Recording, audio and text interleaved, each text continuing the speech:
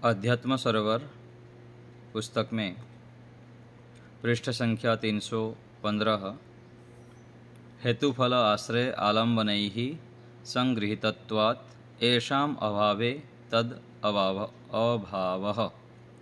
योग दर्शन के चौथे पाद का है। वासनाएं अर्थात संस्कार 4 प्रकार से उत्पन्न होते हैं।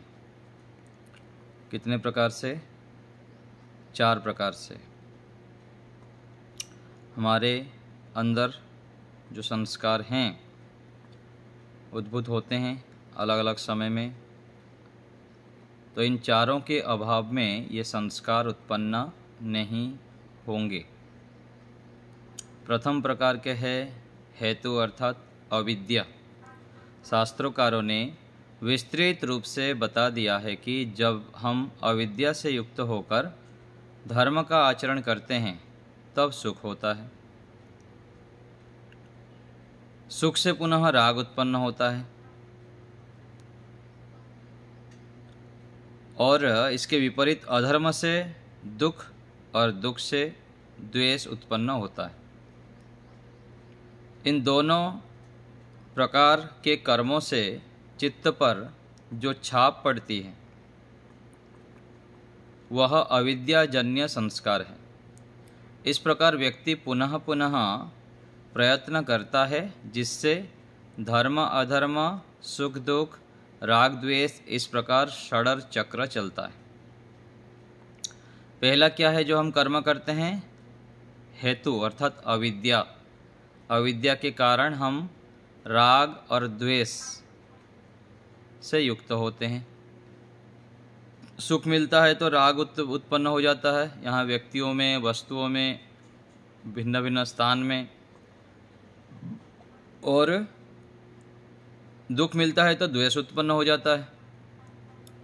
धर्म कहीं करते हैं कहीं अधर्म करते हैं, ऐसे चक्र चलता रहता है।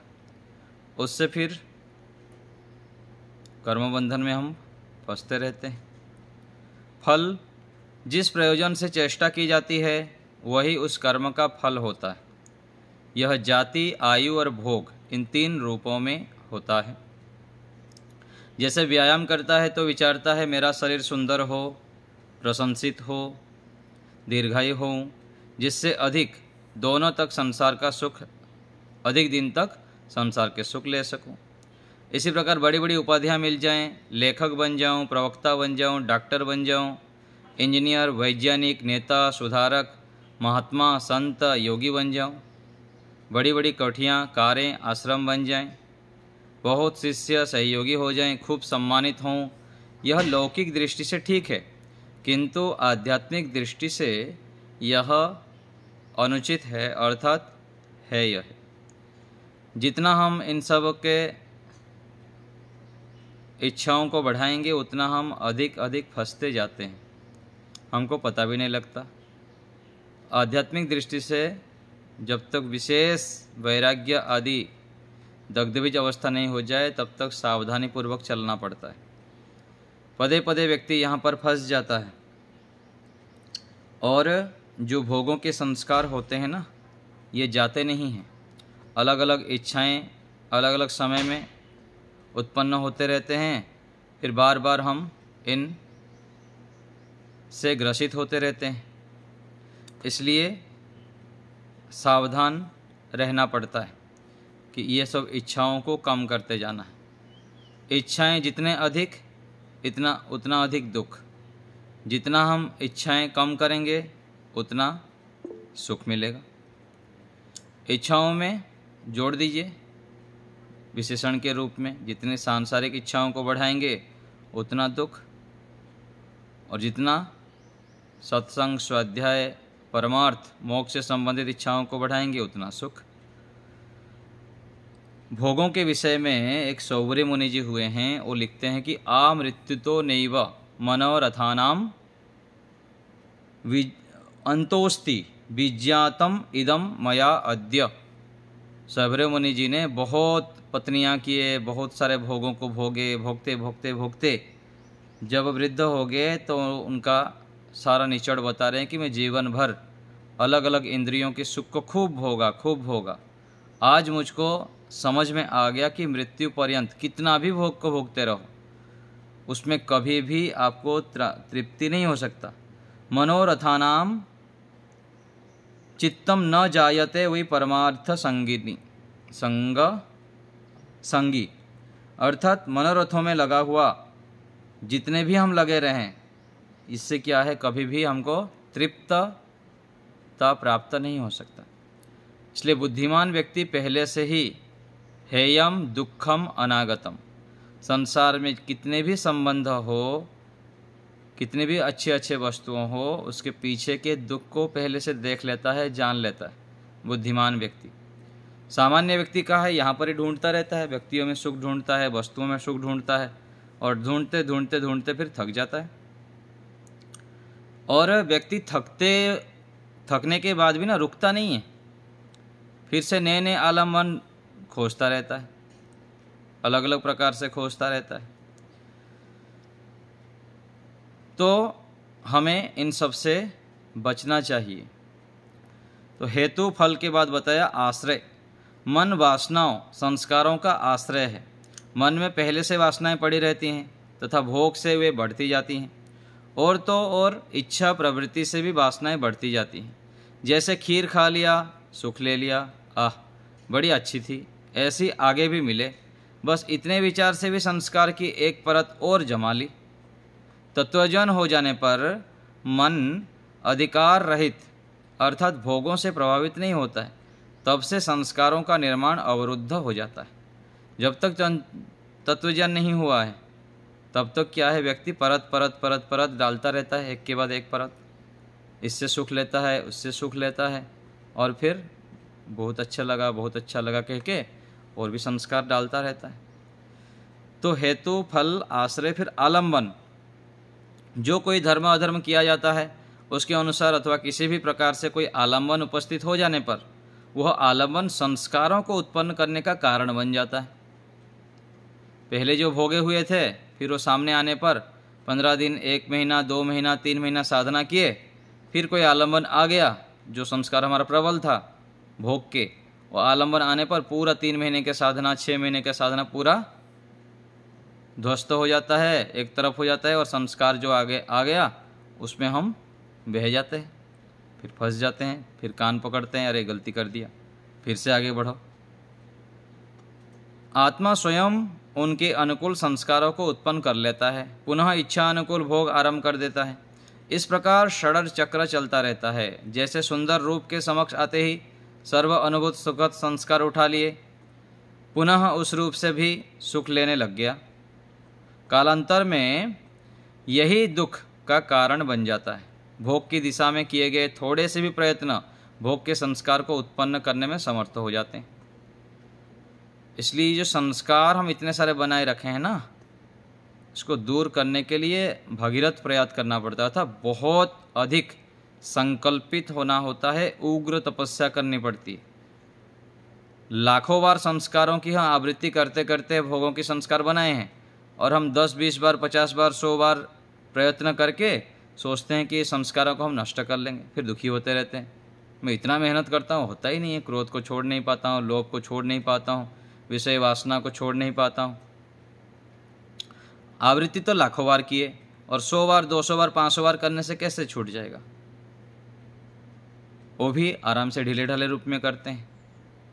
तो संस्कार निरोध के उपाय क्या है बता रहे हैं आगे। जब व्यक्ति के चित्त में रूप रस आदि विषयों से सुख उत्पन्न होता है तो वह मानता है कि ये सुख मेरे अंदर आ रहे हैं, मेरे स्वरूप को बढ़ा रहे हैं। ये पूर्ण सुखद विषय मेरी संपूर्ण तृष्णाओं को शांत कर देंगे। इसके विपरीत दुख एवं दुखदायी साधनों से अपना विनाश समझता है। इससे तो मैं सर्वथा समाप्त हो जाऊंगा। यह विचार अविद्या के कारण होता है। अतः सर्वप्रथम इस अविद्या को दूर करने का प्रयत्न करना चाहिए। कोई भी कार्य ऐषणा से रहित होकर किया जाए तो उससे भोग संस्कार नहीं बनते। ऐषणा से रहित होकर हमारे जो अधिकांश कर्म होता है उसके पीछे ऐषणा रहता है। ऐषणा से युक्त होकर हम कार्य करते हैं। कोई कार्य दोष युक्त हो जाने पर प्रायश्चित तथा तदनुकूल दंड लेने से उस दोष के संस्कार नहीं बनते हैं। जैसे किसी ने शीघ्रता में कठोर वचन बोल दिया, पुनः अनुभव किया कि मैं बात को उल्टा समझा और द्वेष कर लिया, तो बाद में उससे जाकर क्षमा मांगे। यदि वह ना मिले तो ईश्वर से क्षमा मांगे। ऐसे में भी नाम मात्र संस्कार बनते हैं। मारना पीटना अलग बात है तथा द्वेष क्रोध करना अलग बात है। योगी व्यक्ति दंड भी देता है और मार भी देता है, किंतु मन में द्वेष नहीं करता है। इस प्रकार सुख दुख ऐषणा रहित धर्मयुक्त ईश्वर आज्ञा के अनुसार कार्य करने से भोग के संस्कार नहीं बनते। प्रमाद हो जाए तो प्रायश्चित करना चाहिए, ईश्वर से प्रार्थना करनी चाहिए। इस प्रकार से राग द्वेष तथा अन्य भोग के संस्कारों से बचा जा सकता है। तो दंड लेना चाहिए। कोई भी गलती हो जाती है मन से, वाणी से, शरीर से, तो शरीर से होता है तो कहीं सेवा दीजिए, अलग से आधा एक घंटा घर की शुद्धि करिए अथवा कहीं पर आश्रम में सेवा करिए। वाणी से होने पर फिर मन से बोल बोल के वाणी से ओम का जप करें, गायत्री मंत्र का जप करें, मन से भी जप आदि का अनुष्ठान करें, बड़े बड़े यज्ञ करें प्रायश्चित के रूप में। प्रभु क्षमा करें, मैं ऐसे गलती कर दिया, इतना बड़ा पाप हो गया मेरे से। तो हमें प्रायश्चित करना चाहिए। प्रायश्चित पीछे का दुख अनुभव करना, फिर आगे ना करने के लिए संकल्पित होना। ये जितने भी दोष होता है उसके मूल में होता है अधिक बोलना। बोलना जो हम करते हैं ना, उससे अधिक कई सारे दोष उत्पन्न होता है। इसलिए हमको चुप रहने का अभ्यास बनाना चाहिए, कम बोलने का, चुप रहने का। चुप रहना यदि हम सीख जाए ना, तो बहुत सारे दुखों से, संकटों से हम बच सकते हैं, जो अनावश्यक मोड़ हम लेते रहते हैं। चुप रहना आता ही नहीं है। कोई हमको बोल दिया तुरंत प्रतिक्रिया दे देंगे, आप ऐसे किए, हाँ मैं ऐसे किया। एक दोष कोई दिखा दिया तो उसका 10 दोष हम दिखा देते हैं। आपने ये दोष किए बोलने से तुरंत फटाक से उसके 10-5 दोष आ जाएगा नज़र में। आपने तो ये किया, आपने तो ये किया, आपने तो ये किया। तो ये क्या है, साधक व्यक्ति के लिए हानिकारक है। चुप रहने का अभ्यास बनाएं। बोलना नहीं है, बोलना अनिवार्य नहीं है। प्रामाणिक बोलना, सार्थक बोलना, सत्य बोलना, प्रिय बोलना, हितकारी बोलना, मधुर बोलना, दूसरे के हृदय को, दूसरे को संतुष्ट करने वाली, प्रसन्नता देने वाली बोलना, ये आवश्यक है। कितना बोलते हैं हम, कितना बोलते हैं, बोलते ही रहते हैं, बोलते ही रहते हैं। और बोलने में कितने सारे अभिमान युक्त वाणी भी बोलते हैं हम। देखिए, मैं ऐसा हूँ, मैं ऐसा हूँ, मैं ऐसी हूँ, मैं ऐसा कर दिया, मैं ऐसा कर दी। ये सब क्या है, ये ठीक नहीं है साधक व्यक्ति के लिए। वाणी से हम बहुत सारे दोष करते हैं और अपनी ऊर्जा को समाप्त करते हैं। जो कम बोलता है, प्रिय बोलता है, मधुर बोलता है, यथार्थ बोलता है, उसकी वाणी में ओज होता है, तेज होता है, सार्थक होता है, और वाणी से फिर लोगों के जीवन में परिवर्तन भी आता है। इसलिए हमको बोलना नहीं है। कोई मान लीजिए आरोपित कर देता है तो तुरंत प्रतिक्रिया ना करें, शांत रह जाए उस समय के लिए। कितना झगड़ा होता है देखिए ना संबंधों में, इस वाणी के कारण ही। तो परमात्मा से प्रार्थना करना चाहिए कि प्रभु मुझको चुप रहना सिखा दीजिए, मुझको मौन रहना सिखा दीजिए, मैं बोलूँ ना। और उसके लिए अभ्यास भी करना है, संकल्प लेके कि मुझको आज 2 घंटे तक मौन रहना है, बोलना नहीं। जब हम बाह्य वाणी को कंट्रोल नहीं कर पाएंगे, नियंत्रण में नहीं कर पाएंगे, आंतरिक मन के विचारों को कैसे फिर कंट्रोल करेंगे। मन को कंट्रोल करना पड़ता है। साधक को बताया ना कि हर समय स्कैनिंग करना पड़ेगा, हाई पावर का एक सेंसर लगा के रखना पड़ेगा, गलत विचार आए ही ना, ऐसे संकल्प करना है हर समय। अच्छा, दिव्य विचार, श्रेष्ठ विचार, पवित्र विचार, उत्कृष्ट विचार, वीरता से, उत्साह, उमंग, पराक्रम से युक्त विचार हमारे मन में चले। सोच कर सोचना, सोचना अच्छे प्रकार से सोच कर क्या मेरे मन में चल रहा है। तो सोचने कुछ आगे चलकर हमको चुप करना है, मौन करना है, तो हमको पहले तो वाणी को तो करना ही पड़ेगा। तो चुप रहना सीखना है, बोलना नहीं।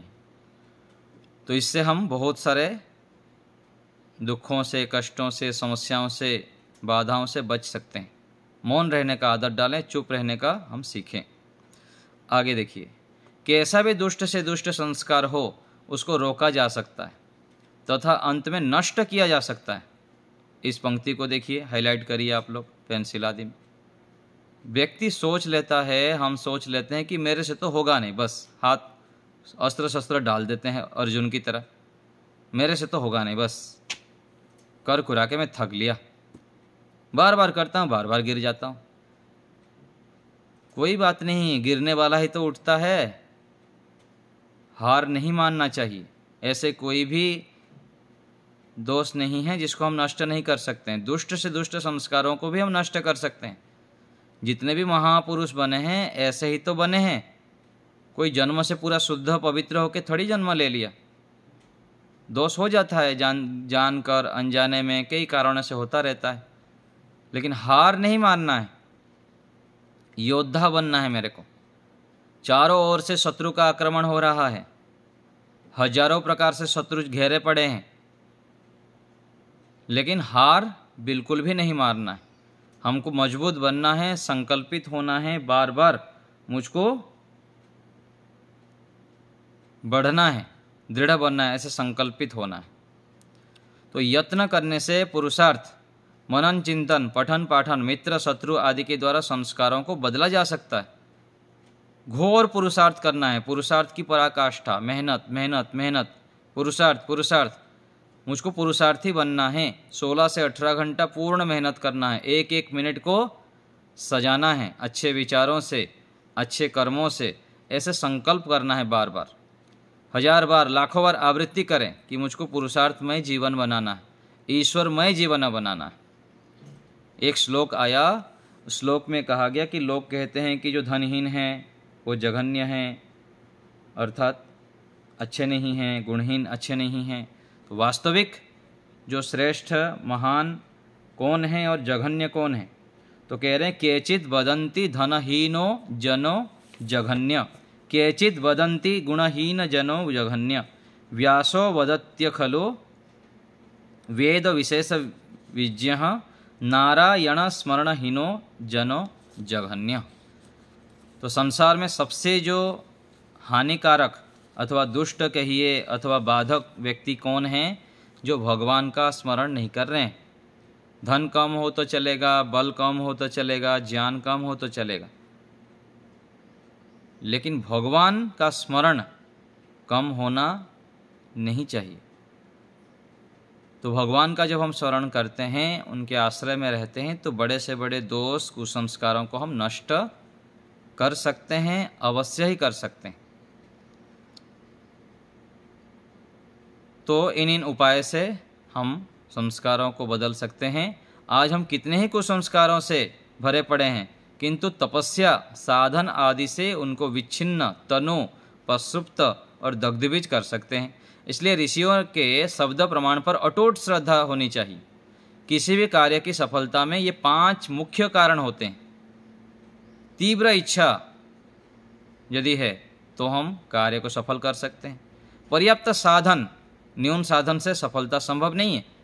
आपको सब्जी काटनी है, यदि चाकू ठीक नहीं कट रहा तो कैसे काटेंगे? तो हमारे पास साधन होनी चाहिए, अच्छे अच्छे विचार होने चाहिए, खूब जप करना चाहिए, खूब तप करना चाहिए, खूब सेवा, परोपकार, दान, दया, अनेक प्रकार से अनेक साधन हमारे पास होना चाहिए, पर्याप्त साधन। तब हम संस्कारों को हटा सकते हैं। कार्य करने की विधि, शैली आनी चाहिए। यदि शैली ठीक नहीं है तो भी आप लाभ नहीं प्राप्त कर सकते हैं। जैसे यज्ञ करते हैं, यदि संविदा ठीक से नहीं लगाए, सटा के रख देंगे, ऑक्सीजन ठीक जाने के लिए नहीं रखेंगे, घी पर्याप्त अच्छी प्रकार से नहीं डालेंगे, तो यज्ञ में धुआं हो जाएगा। तो ऐसे ही कार्य करने की विधि हमको आना चाहिए। प्राणायाम करते हैं, व्यायाम करते हैं, तो उसकी विधि आनी चाहिए। किसी से जो अनुभवी है उनसे सीखना चाहिए। नहीं तो मैं वर्षों से कर रहा हूँ, प्राणायाम कर रहा हूँ, लाभ नहीं हो रहा है। वर्षों से हम आसन आदि करते हैं, लाभ नहीं हो रहा। शरीर पुष्ट नहीं हो रहा है, पाचन क्रिया हमारा बढ़ नहीं रही है, भूख खुल के नहीं लग रहा है, तो कहीं ना कहीं कमी है। तो हम जानें, जो एक्सपर्ट हैं, जो अनुभवी हैं, उनसे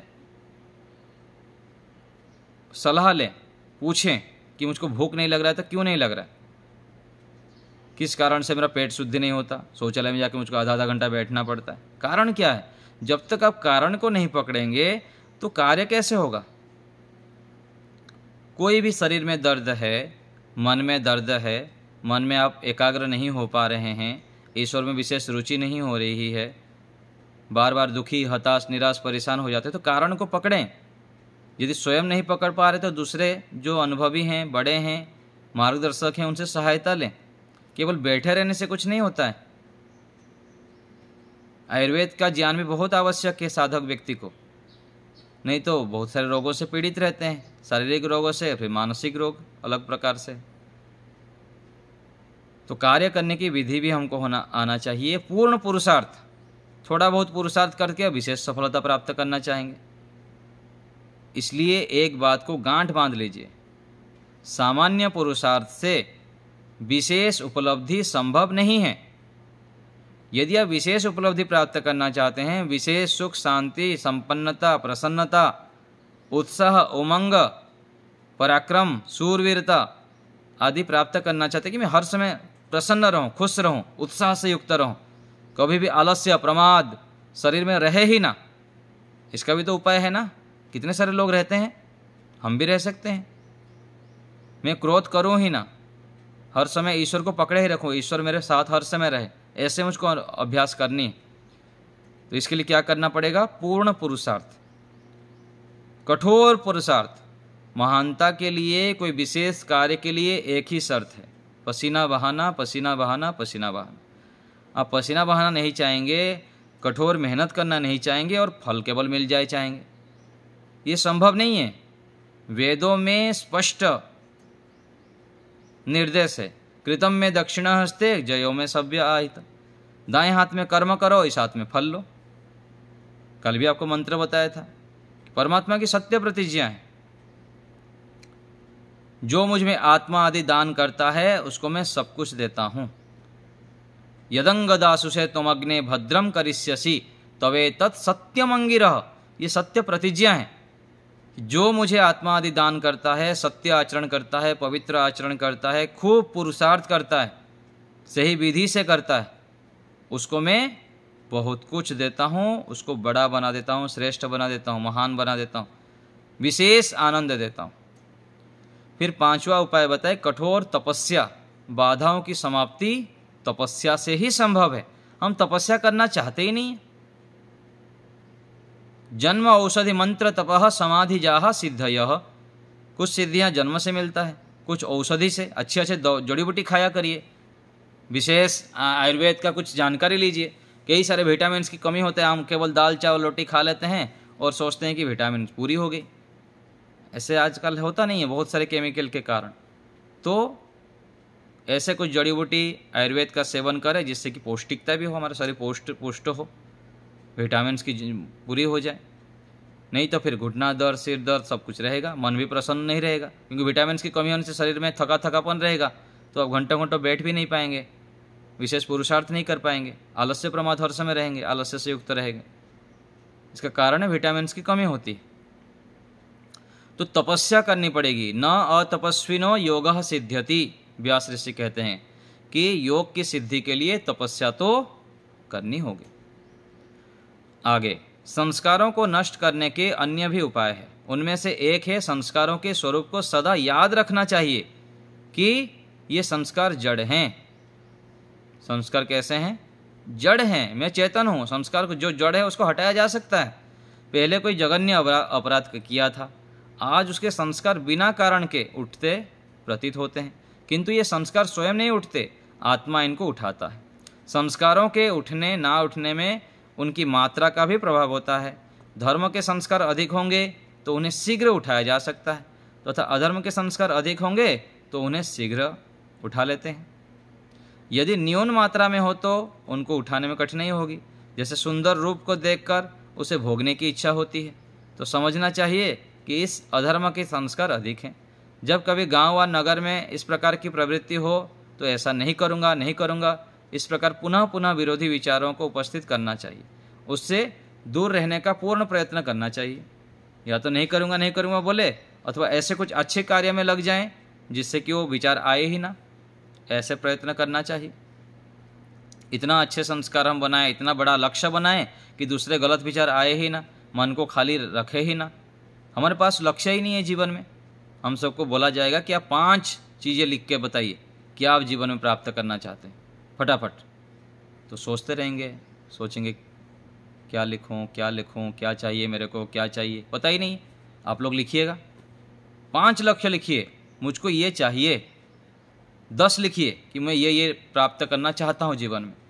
फिर 10 में से फिर उसमें से 3 छांटिए और उस 3 को दिन रात आवृत्ति करिए, 100 बार आवृत्ति करिए कि मुझको ये चाहिए। कितने दिन में चाहिए वो भी टारगेट बनाइए। 6 महीने में चाहिए, 5 साल में चाहिए, 5 साल में यदि चाहिए तो 1 साल में कितनी मात्रा में चाहिए, इसको हमें आवृत्ति करना चाहिए। लक्ष्य के बिना जीवन में कुछ भी नहीं होगा, ऐसे ही ढीले ढाले चलते रहेंगे हम। ध्यान आदि में कभी कभी एकाग्रता, ईश्वर निष्ठा आदि की अच्छी अनुभूति होती है। कालांतर में वह स्थिति बनाने पर भी नहीं बनती है, तो वहाँ उस संस्कार की न्यूनता समझनी चाहिए। बुद्धिपूर्वक यथेच्छ काल में उसी स्थिति को लाने के लिए उन संस्कारों को बढ़ाने का प्रयत्न करना चाहिए। संस्कार बनाएं, जिस चीज़ में हम बार बार रमेंगे वैसे संस्कार बन जाएगा। प्रत्येक दिन जो आप बनना चाहते हैं उसके लिए 3 घंटा लगाएं, कम से कम 3 घंटा सारे काम गौण कर दें और उस कार्य को प्रधानता दें। लौकिक कार्य हो चाहे आध्यात्मिक कार्य हो। यदि आप आध्यात्मिक क्षेत्र में मन इंद्रियों का स्वामी बनना चाहते हैं, काम, क्रोध, लोभ आदि से ग्रसित नहीं होना चाहते हैं, शांत, प्रसन्न, एकाग्र, स्वस्थ शरीर आदि प्राप्त करना चाहते हैं, तो शरीर के लिए 3 घंटा 4 घंटा लगाएं। सुबह 3 बजे उठ जाइए, 8 बजे तक 5 घंटा लगाइए। ध्यान, प्राणायाम, ओम का जप, सत्संग, अच्छे अच्छे भजन, प्रेरक भजन सुने। ऐसे मेहनत करना पड़ेगा, समय लगाएं तो देखिए विशेष लाभ मिलेगा। अपने ज्ञान बल द्वारा मैं दुष्ट विचारों को रोक सकता हूँ तथा अच्छे विचारों को उत्पन्न कर सकता हूँ। मैं भोगता हूँ, ज्ञाता हूँ, मन इंद्रियों का स्वामी हूँ। इस प्रकार अपने आत्मबल को सदा बढ़ाना चाहिए। हम विश्वास कम कर देते हैं, अपने ऊपर भरोसा नहीं है, नकारात्मक विचारों से युक्त रहेंगे। सदा प्रसन्न रहिए, उत्कृष्ट विचार से युक्त रहिए। मैं सब कुछ कर सकता हूँ और मैं ही कर सकता हूँ और अवश्य करके दिखाऊंगा, दिखाऊंगी, ये संकल्प। और उसके साथ साथ पुरुषार्थ करें, खूब जप करें, खूब सेवा करें, एकांत में रहें। ओम का जप करिए, गहरी श्वास भर के ओम का उच्चारण करिए 11 बार, 21 बार, 51 बार, 100 बार, 500 बार। फिर देखिए इतने सकारात्मक ऊर्जाएं बढ़ेंगे ना, आपका पैर जमीन पर ही नहीं रहेगा। काम, क्रोध, लोभ आदि विकार आपके पास आएंगे ही नहीं। हम केवल इधर उधर के बातों में लगे रहते हैं, थोड़ा सा समय अपने लिए लगाते नहीं हैं। फिर होता है कि कुछ होगा ही नहीं, बस आचार्य जी बोलते ही रहते हैं, ऐसे शास्त्र बताते रहते हैं, कितने सारे मोटिवेशनल बोलते रहते हैं। समय लगाएं। सकारात्मकता जितना बढ़ते रहेंगे हमारे अंदर, उतना हम महान, तेज, शौर्य, पराक्रम से युक्त हो जाएंगे, वीरता से युक्त हो जाएंगे। इतना आत्मविश्वास आएगा ना, आप समझ नहीं पाएंगे। आप सोचेंगे मेरा नया जन्म हो गया, पिछला जीवन मर गया, ऐसे लगेगा। और पिछला जीवन को मारना चाहिए, और हम मार सकते हैं। इतना अच्छे कार्य करें, इतना अच्छे कार्य करें कि पीछे जितने भी नकारात्मकता, कुसंस्कार, सब कुछ भस्म हो जाए, इच्छा ही ना हो, ऐसे हम बन सकते हैं। गलत विचार आएंगे ही नहीं, केवल ईश्वर संबंधित अच्छे अच्छे विचार आएंगे, सकारात्मक रहेंगे। पुरुषार्थ, दया, प्रेम, करुणा, वात्सल्य, ईश्वर भक्ति और आगे से आगे नया कार्य, ऐसे हो जाता है, हो सकता है, जरूर होगा। समय लगाएं, समय लगाएं। गायत्री मंत्र खूब करें, ओम का जप खूब करें, अच्छे अच्छे महापुरुषों की जीवनी को पढ़िए, एकांत में रहें, जितना संभव मेहनत करें, खूब मेहनत करने का स्वभाव बनाएं। व्यायाम थोड़ा उठ के रोज करने का आदत बनाए। व्यायाम कोई करता ही नहीं, पता नहीं कौन सिखाया नहीं, बताया नहीं, अथवा हमारे बुद्धि में भी बैठता नहीं। व्यायाम करेंगे, जिस अंग है ना, ये शरीर का अंग है, जिस अंग से हम काम नहीं लेंगे वो अंग कमजोर हो जाता है। हाथ से आप व्यायाम नहीं करेंगे, थोड़ा मजबूती काम, हाथ कमजोर हो जाएगा। घुटने से कमजोर, दंड बैठक आदि थोड़ा थोड़ा नहीं लगाएंगे तो कमजोर हो जाएगा। कमर से, कमर के आसन नहीं करेंगे तो कमर दर्द हो जाएगा। शीर्षासन यदि सामर्थ्य है तो शीर्षासन नहीं करेंगे तो सिर मजबूत नहीं होंगे। सिर में जो शीर्षासन को आसन का राजा कहा गया, इसलिए अधिक वृद्ध हो जाए तो अलग बात है, नहीं तो वृद्ध होने के बाद भी करते हैं धीरे धीरे अभ्यास करके। जिसका पहले से अभ्यास है वो कर सकता है। शीर्षासन करते हैं तो पूरा ऑक्सीजन पूरा जो आता सिर में आता है, और सिर से ही सारा हमारा कंट्रोल होता है। करोड़ों करोड़ों सेल्स पूरा सिर में है, पूरा शरीर में है। तो व्यायाम जब एक बार अच्छे से कर लेते हैं ना, शरीर ऊर्जा से भर जाता है। दिन भर मस्त रहते हैं, स्वस्थ रहते हैं, प्रसन्न रहते हैं। शरीर से मेहनत करना नहीं चाहते हैं, शरीर को नींबू की तरह निचोड़ें, तब देखिए कितना आनंद आता है, प्रसन्नता होती। ऐसे ही मन से भी कार्य लें, मन को एक क्षण के लिए भी खाली ना रखें। हर समय ईश्वर से संबंधित विचार, मंत्र, श्लोक, अच्छे अच्छे भजन, अच्छे अच्छे विचार, और जो अपने कार्य है उससे संबंधित काम दें इनको, मन को भी, बुद्धि से भी काम लें, नया नया चीज़ याद करें, चैलेंज स्वीकार करें। इन सब इंद्रियों से जब हम काम नहीं लेंगे ना, ये हमको फिर पीसते हैं और हम पीसते रहते हैं, फिर हाथ जोड़ते हैं, अरे मेरे तो होगा ही नहीं। इनका क्या अब ये है, हमको बस में कर दें। हम राजा हैं शरीर के, इंद्रियों के, मन के। काम लें इनसे, खूब काम लें, दबा के काम लें, तब देखिए कैसे इन लोग सलंदर हो जाएंगे, त्राहिमाम त्राहिमाम करेंगे। तो एकांत सेवन, मौन, गंभीरता, सत्यव्रत, सत्संग, आदर्श लक्ष्य निर्धारण, दिनचर्या, व्यक्तित्व, ईश्वर के प्रति अनन्य निष्ठा। ये पंक्ति देखिए, अनन्य निष्ठा कहाँ है हमारा।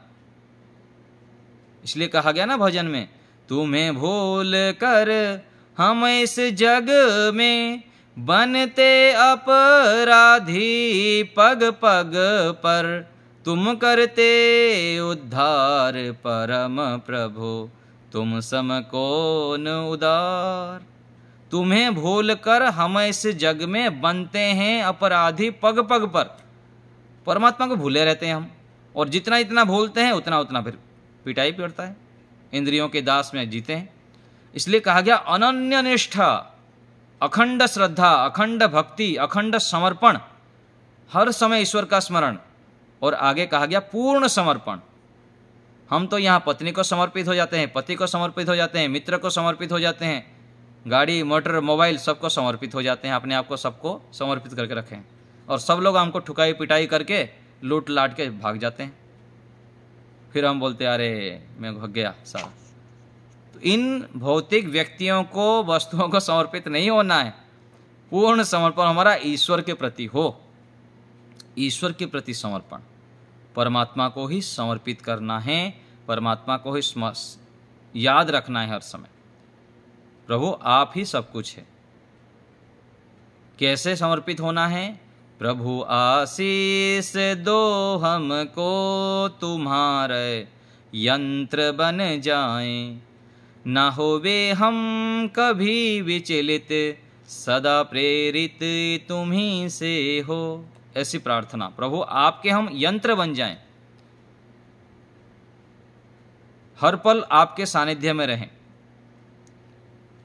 प्रभु प्यारे से जिसका संबंध है, उसे हर घड़ी आनंद ही आनंद है। तो इन सब से क्या सीखना है? प्रभु प्यारे से हर समय जुड़ के रखना है। जितना समय हो, काम धंधा व्यापार वाणिज्य जो भी घर परिवार रिश्ते कर लेते हैं, थोड़ा बहुत करके धीरे धीरे साइड हो जाइए, एकांत में रहिए, भगवान का नाम लीजिए, ईश्वर से, ईश्वर के गुण कर्म स्वभाव जहाँ पर वर्णन है, आर्याभिविनय पुस्तक को अच्छे से पढ़िए। आर्याभिविनय पुस्तक में ईश्वर के प्रति कितना समर्पण, कितना प्रेम, कितनी श्रद्धा। सत्यार्थ प्रकाश के 7वें समोल्लास पढ़िए, 5वें समोल्लास पढ़िए, 9वें समोल्लास को पढ़िए, ऋग्वेदी भाष्य भूमिका में उपासना प्रकरण को पढ़िए, यजुर्वेद भाष्य ऋषि दयानंद कृत जो है उसके भावार्थ को पढ़िए। कितना समर्पण श्रद्धा परमात्मा के प्रति ये सब आपको मिलेगा। जितना हम ईश्वर से संबंधित पढ़ेंगे, सुनेंगे, विचार करेंगे, तब जाके हम समर्पण कर पाएंगे। बिना समर्पण के काम नहीं चलने वाला। हम दुखों से बच नहीं सकते हैं, पूरा लूट पिट जाएंगे हम यदि ईश्वर को समर्पित जब तक नहीं होंगे, ईश्वर में श्रद्धा नहीं होगा, ईश्वर का ध्यान नहीं करेंगे, उपासना में रुचि नहीं होगी, तो फिर जराजीर्ण हो जाएंगे, बहुत दुखी रहेंगे। जितना जितना जल्दी हम संभल जाएंगे, सावधान सतर्क हो जाएंगे, परमात्मा के चरणों में गिर जाएंगे, कम बोलेंगे। बोला ना, बोलना नहीं है, चुप रहना है। चुप रहने का आदत बनानी है और चुप रहते हुए हर समय परमात्मा को स्मरण रखनी है। तो आप्तों के प्रति विश्वास आदि के द्वारा समस्त बुरे संस्कारों को नष्ट किया जा सकता है। तो इस पैराग्राफ को फिर से पढ़ लेता हूँ। देखिए क्या बताया यहाँ पर। एकांत सेवन करना है, मौन रहना है, गंभीर रहना है, सत्यव्रत, सत्संग, आदर्श लक्ष्य हो, दिनचर्या, व्यक्तित्व को उत्कृष्ट बनाना, ईश्वर के प्रति अनन्य निष्ठा करना, पूर्ण समर्पण, आप्तों के प्रति, ऋषियों के ग्रंथों के प्रति विश्वास आदि के द्वारा समस्त बुरे संस्कारों को नष्ट किया जा सकता है। कुसंस्कारों को नष्ट किए बिना यह मानव जीवन नालियों में इधर से उधर भटकते हुए अथवा कहीं एक स्थान में अटक कर सड़ गल जाने वाले पत्तों के समान हो जाता है। तन मन धन सबका विनाश हो जाता है। चक्रवर्ती साम्राज्य से च्युत होकर व्यक्ति दर दर भीख मांगने को विवश हो जाता है। सहायता मांगने पर भी कोई सहायता करने को तैयार नहीं होता।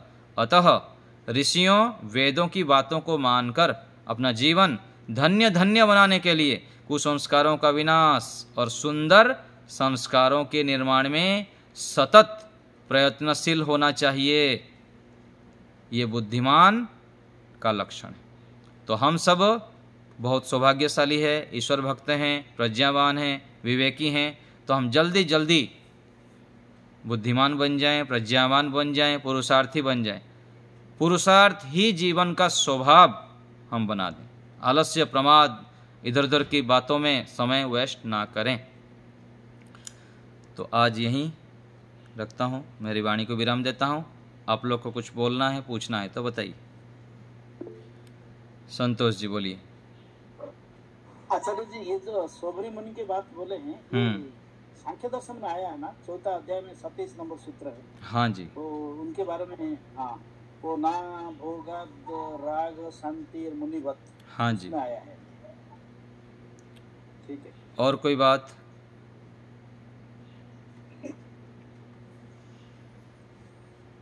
ठीक है, किसी को और कुछ बोलना है, पूछना है?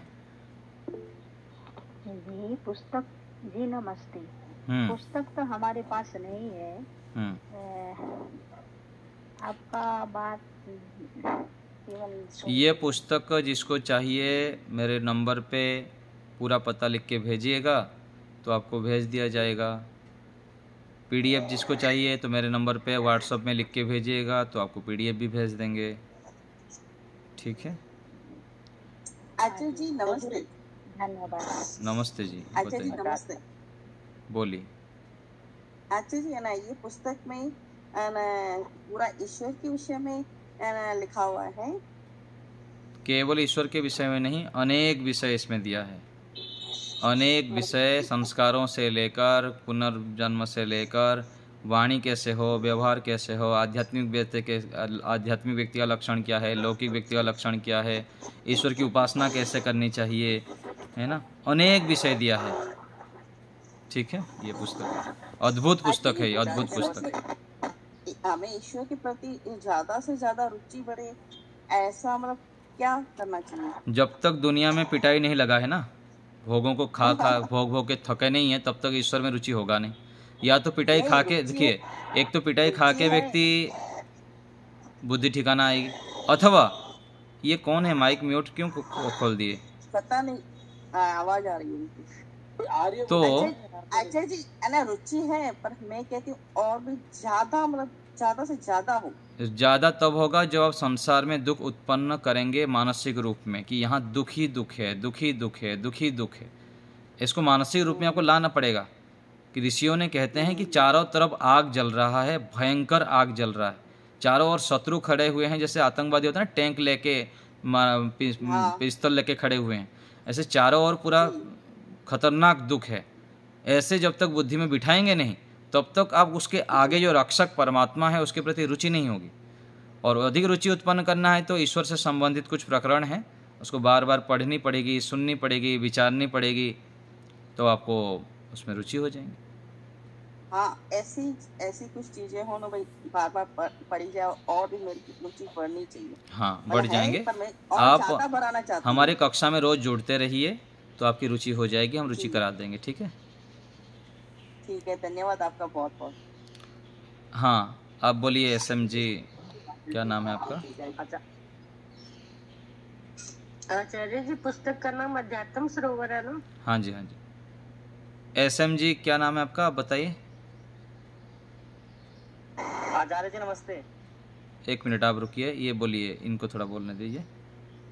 SM जी, क्या इनका नाम भूल गया मैं, बोलिए। आपकी आवाज़ नहीं आ रही है।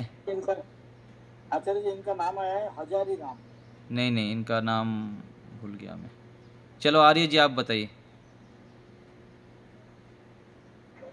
आचार्य जी नमस्ते।